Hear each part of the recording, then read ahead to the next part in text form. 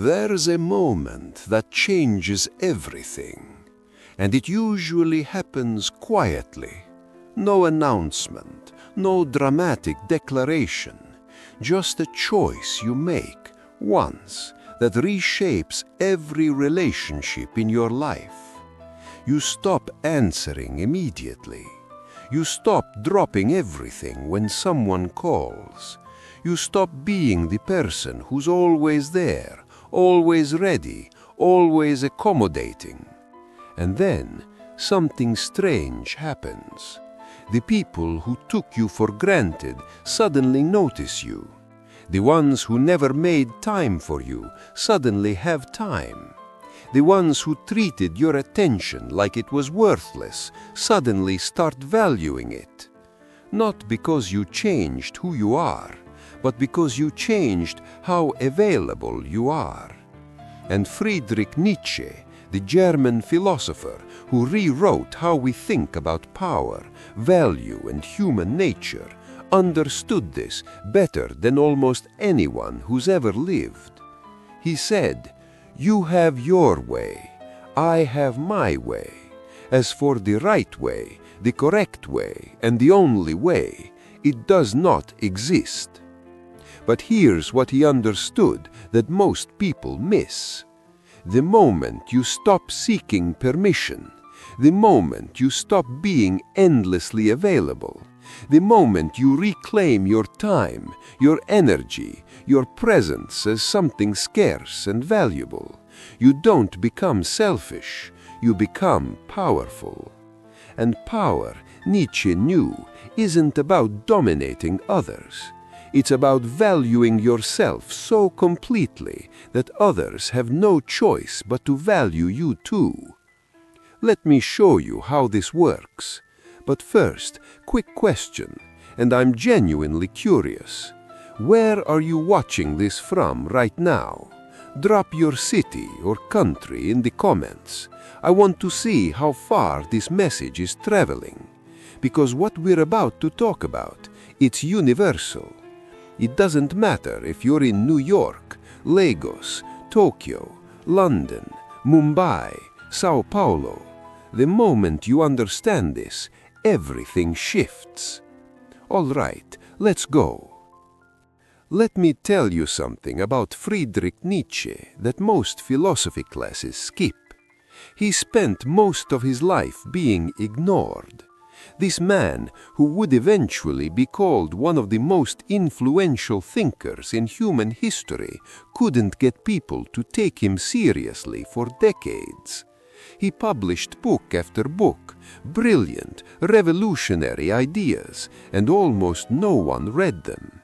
His first book, The Birth of Tragedy, got absolutely destroyed by critics. His later works, he had to pay for publication himself because no one wanted them. He was a university professor in his 20s, youngest ever appointed at Basel, and then he walked away, left academia, left stability, left everything. And for the next 10 years he lived alone, wandering through Switzerland and Italy, writing in rented rooms, barely any money, terrible health, migraine so bad he could barely see. And during this time, he wrote some of the most explosive philosophy the world had ever seen. Thus spoke Zarathustra, Beyond Good and Evil, On the Genealogy of Morals. But here's the thing, nobody cared. He sent copies to friends, intellectuals, universities, crickets. One year, his publisher told him they'd sold 45 copies of Zarathustra. 45. Imagine that. You pour your soul into something. You know it's brilliant, and the world just ignores you. Most people would have quit, would have compromised, would have made themselves more available, more accommodating, more desperate for attention. But Nietzsche did the opposite. He stopped caring whether anyone understood him. He stopped trying to make his ideas digestible. He stopped being available to a world that didn't value what he had to offer. And he wrote this: "I am not a man, I am dynamite." Not begging, not pleading, not compromising, declaring. And you know what happened. 10 years after his mental breakdown, 15 years after his death, the world woke up. His books became some of the most widely read philosophy texts ever written. His ideas shaped existentialism, psychology, literature, art, politics. Freud, Jung, Sartre, Camus, Foucault, all of them built on Nietzsche's foundation. But here's the lesson. Nietzsche didn't become influential by being more available. He became influential by refusing to dilute himself for an audience that wasn't ready for him. He stopped seeking validation, and in doing so, he became invaluable. And if that story hit you, if you're someone who's been making yourself too available, too accommodating, too ready to drop everything for people who wouldn't do the same for you, then Neuphoria is exactly where you need to be. We explore philosophy like this, not as abstract theory, but as lived truth, as power you can actually use. Every video on this channel is about understanding the systems beneath human behavior, why people act the way they do, why you act the way you do, and how to change the game entirely. Subscribe, because this is just the beginning. All right, let's talk about Nietzsche's most misunderstood idea, the will to power. Most people hear that phrase and think it's about domination, control, crushing others. But that's not what he meant at all. The will to power is the drive to assert your own value, to create, to grow, to become more than you currently are. And here's where it gets interesting. Every time you make yourself endlessly available, every time you drop what you're doing to respond immediately, every time you rearrange your schedule for someone who wouldn't do the same for you, every time you say yes when you want to say no, you're not being kind, you're surrendering your power. Nietzsche would say you're engaging in what he called slave morality, the morality of the powerless. The belief that your value comes from serving others, from being useful, from being needed. But listen to what he actually wrote in Beyond Good and Evil. The noble type of man feels himself to be the determiner of values. He does not need to be approved of. Read that again. He does not need to be approved of. That's the shift. That's the moment everything changes. When you stop needing approval, when you stop proving your worth by being constantly available, you force the world to meet you on your terms. And that's when people start paying attention. Let me ask you something, and I want you to really think about this. Who in your life takes your availability for granted? Not in a malicious way, just they assume you'll always be there. They assume you'll always answer. They assume your time is less valuable than theirs. Think of one person. Don't comment the name, just think of them. Now ask yourself, what would happen if you stopped being so available to them? Drop your answer in the comments. I'm curious. Would they notice? Would they care? Would the dynamic shift?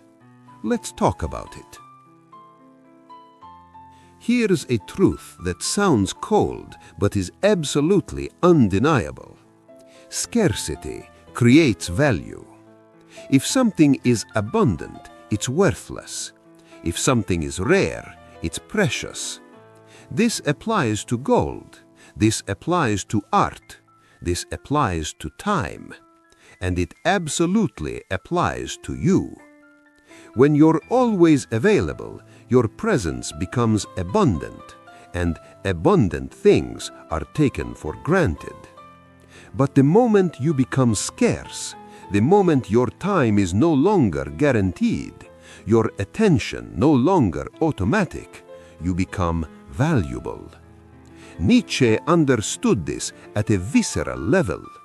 He wrote about the pathos of distance, the idea that greatness requires separation, that you cannot be extraordinary if you're constantly blending in, constantly accessible, constantly trying to please everyone. He said, the individual has always had to struggle to keep from being overwhelmed by the tribe. And that's exactly what's happening when you're endlessly available.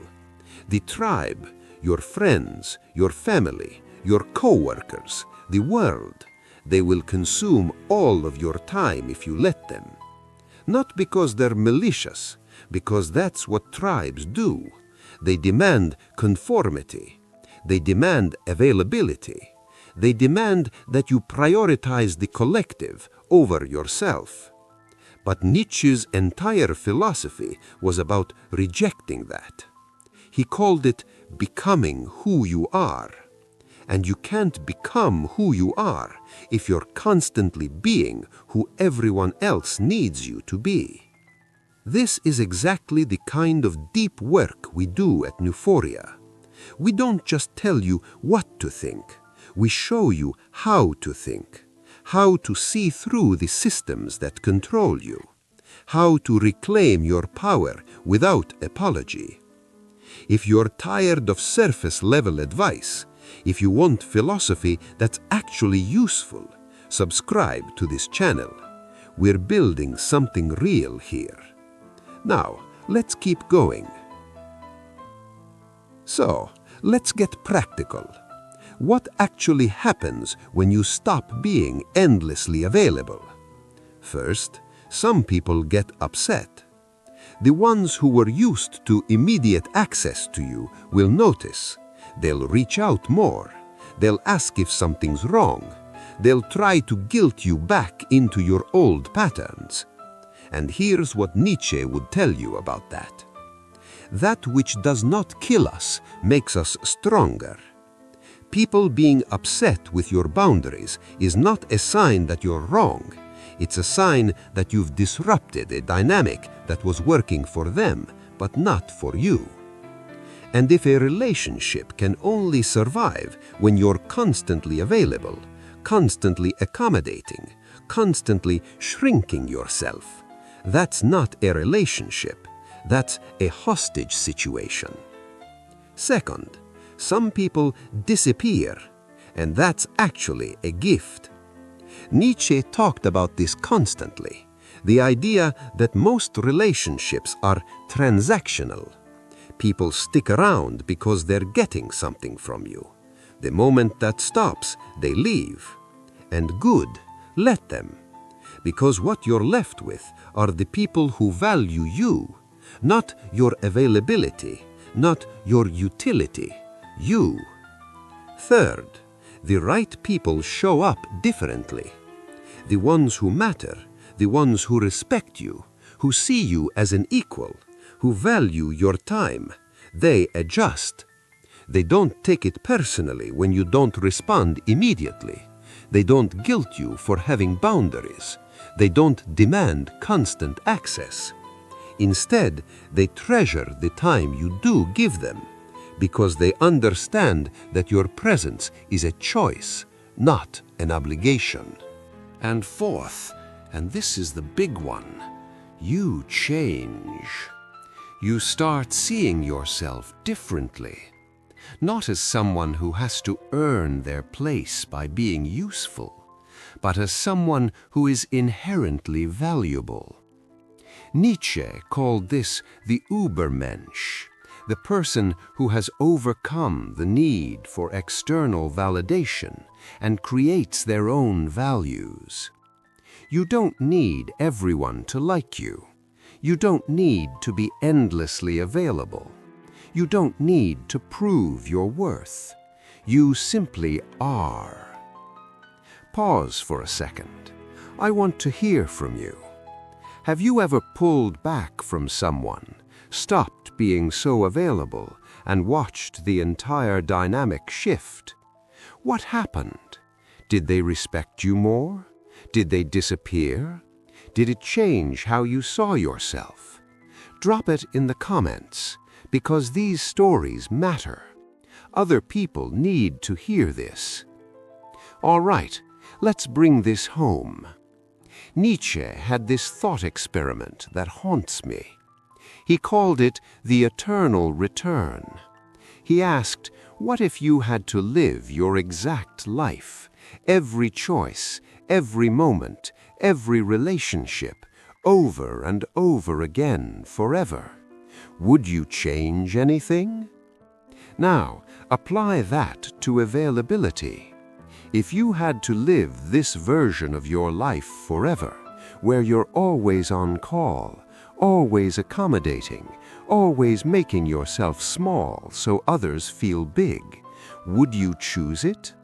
Or would you choose the version where you reclaim your time, your energy, your presence as something sacred?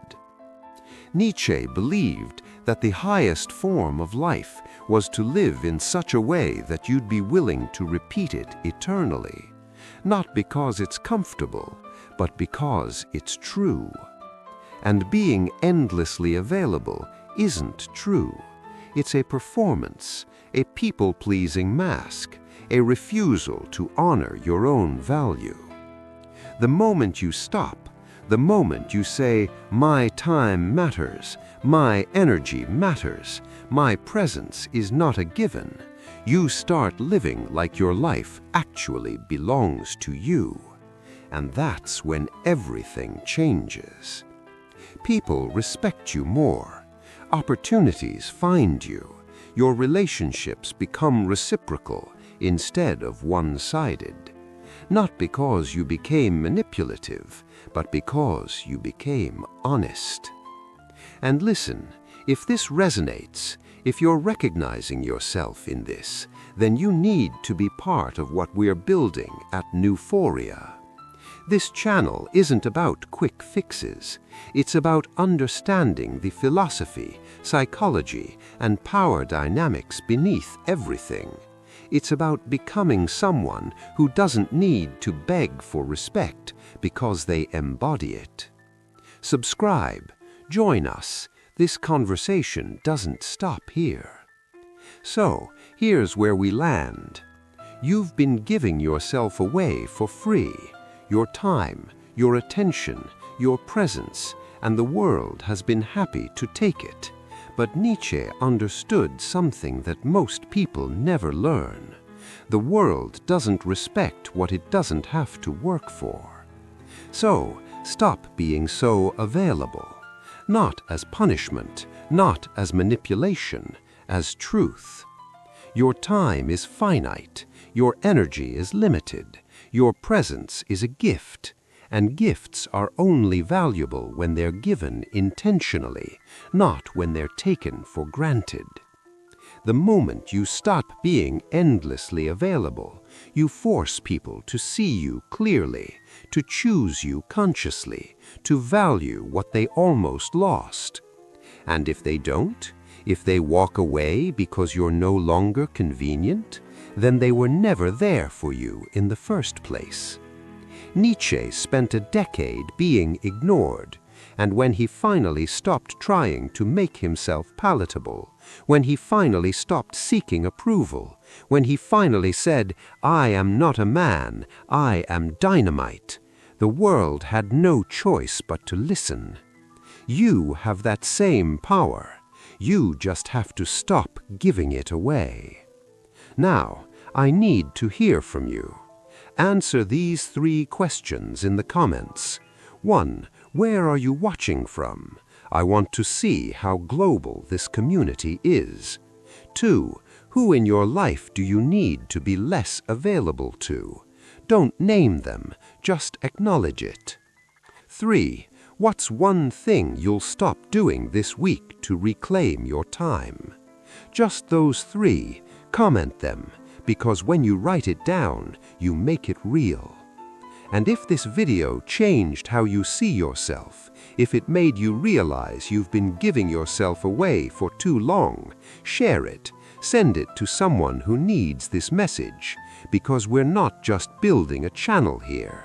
We're building a movement of people who refuse to shrink themselves for a world that doesn't deserve them. Subscribe to Neuphoria. This is philosophy for people who are done being powerless. I'll see you in the next one.